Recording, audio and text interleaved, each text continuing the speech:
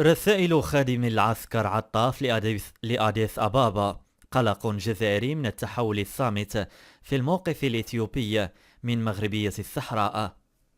في كلمة له خلال افتتاح الدورة الخامسة للجنة الوزارية المشتركة الجزائرية الإثيوبية التي تحتضن العاصمة الإثيوبية أديس أبابا، عاد بوق العسكر الجزائري عطاف لتكرار المواقف التقليدية لبلاده بشأن مغربية الصحراء. واعتبر عطاف في سياق استعراضه لمواقف بلاده بشأن عدة قضايا أنه فيما يتعلق بهذا النزاع تتفاقم المعاناة والمآسي الناجمة عن الجمود في العملية السياسية التي تقودها الأمم المتحدة، متباكيا على مقاربات سابقة تجاوزتها القرارات الأممية بعد أن أثبتت فشلها في أن تشكل أرضية لحل هذا النزاع.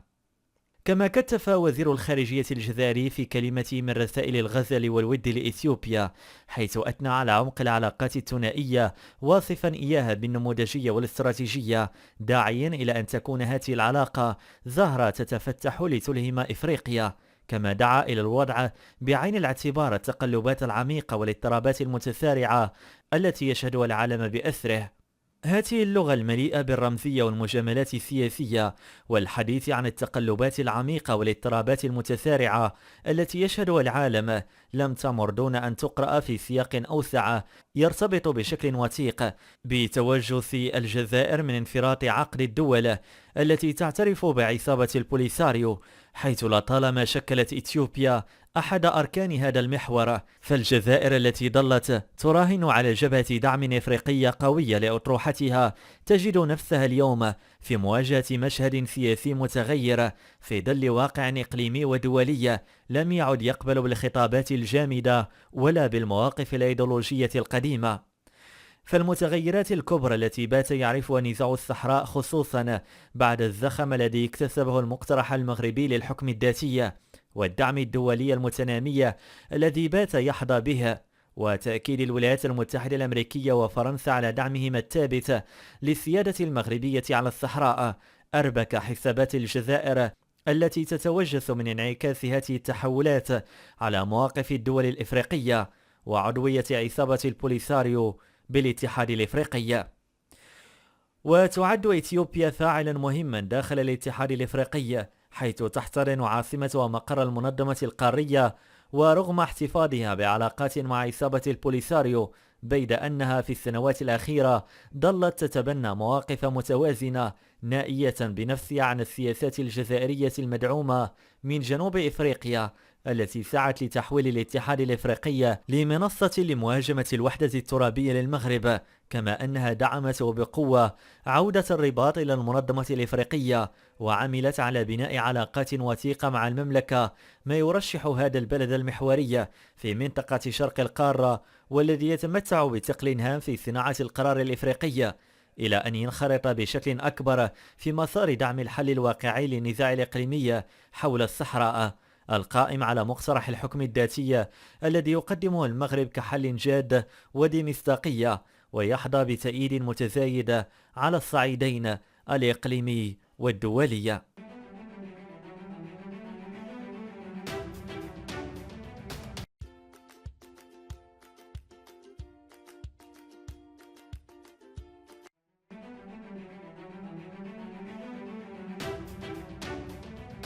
ليبيا ترفض قمة مغاربية برعاية الجزائر وتندد بإقصاء المغرب.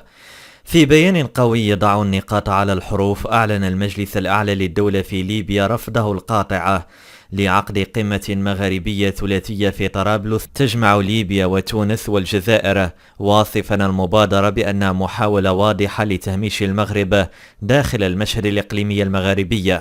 مصدر الرفيع في المجلس الأعلى للدولة صرح بأن هذه المبادرة تتجاوز صلاحيات المجلس الرئاسي الليبي بقيادة محمد المنفي، مؤكدا أن المرحلة الانتقالية وفق الاتفاقات السياسية الليبية قد انتهت صلاحيتها منذ ديسمبر 2021، ما يجعل المؤسسات التنفيذية الحالية جزء من المشكلة لا الحل. المجلس شدد على أن الرئاسة الليبية لا تملك أي تفويض للمشاركة في ترتيبات أو تحالفات إقليمية خارج خارطة الطريق المنبثقة عن اجتماع جنيف وتونس، معبرا عن رفض استخدام ليبيا كورقة في تجاذبات إقليمية. كما وجه المجلس انتقادات لاذعة للدور الإقليمي الذي تلعبه الجزائر، مشددا على ضرورة العودة إلى مبادئ الاتحاد المغاربي الحقيقية المبنية على التضامن والتعاون بين الدول الخمس. وفي المقابل أشاد المصدر بالدور البناء للمغرب في مسار السلام الليبي، وخاصة عبر محادثات بوسنيقة، معتبرا أن المملكة المغربية كانت عامل استقرار تربطها بليبيا علاقات تاريخية وثيقة متجذرة. وأضاف: أي خطوة تضعف العلاقة مع المغرب لا تتماشى مع مسؤوليتنا الأخلاقية تجاه إخوتنا المغاربة. المجلس أكد في ختام بيانه تمسكه بمبدأ الحياد في الخلافات الجيوسياسية بين الجزائر والمغرب، رافضا الزج بليبيا في أي صراعات إقليمية.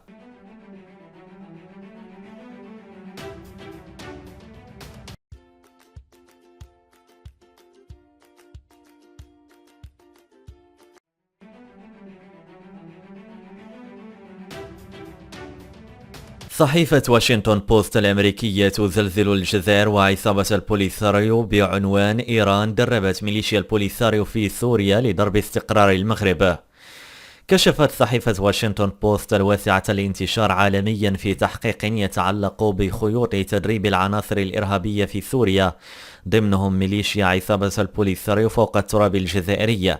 وكتبت الصحيفة الأمريكية الشهيرة أن إيران واصلت منذ سنوات على تدريب عدد كبير من الجماعات الإرهابية وجماعات تخدم المصالح الإيرانية، بينما جماعات سافرت من الجزائر إلى سوريا تابعة لتنظيم البوليساريو. وتضيف الصحيفة أن إيران دربت مقاتلين تابعين لهذه المجموعة الموجودة فوق التراب الجزائري ليتم القبض على عدد كبير من هؤلاء عقب الإطاحة بنظام بشار الأسد.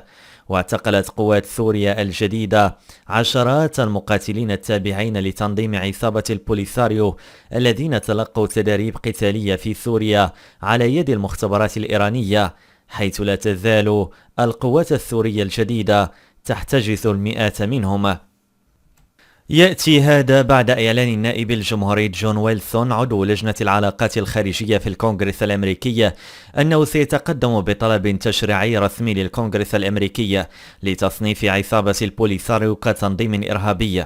وكتبت جون ويلسون في حسابه على موقع إكس: أتفق مع وزير الخارجية روبيو بأن الحكم الذاتي الحقيقي تحت السيادة المغربية هو الحل الوحيد الممكن للصحراء. سأقدم تشريعا لتصنيف عصابة البوليساريو منظمة إرهابية. إيران وبوتين يكتسبان موطئ قدم في إفريقيا عبر عصابة البوليساريو. عضو الكونغرس الأمريكي جو ويلسون عن حزب الرئيس الأمريكي دونالد ترامب كان قد أشاد بتجديد تأكيد دعم الولايات المتحدة لسيادة المغرب الكاملة والتامة على صحرائه. وأبرز النائب الجمهوري عقب لقاء انعقد الأربعاء مع وزير الشؤون الخارجية والتعاون الإفريقي والمغاربة المقيمين بالخارج ناصر بوريطة أن المباحثات همت شراكاتنا العريقة والتزامنا لفائدة السلام في المنطقة، لا سيما الاستقرار في الصحراء في مواجهة إرهابي البوليساريو. وفي منشور على منصة إكس مرفوقا بعالمي البلدين الحليفين، أكدت جو ويلسون أن الولايات المتحدة تدعم المغرب من أجل تحقيق السلام. وجددت الولايات المتحدة يوم الثلاثاء تأكيد اعترافها بسيادة المغرب على الصحراء، ترسيخا للموقف الذي أبلغ به الرئيس الأمريكي دونالد ترامب صاحب الجلالة الملك محمد السادس.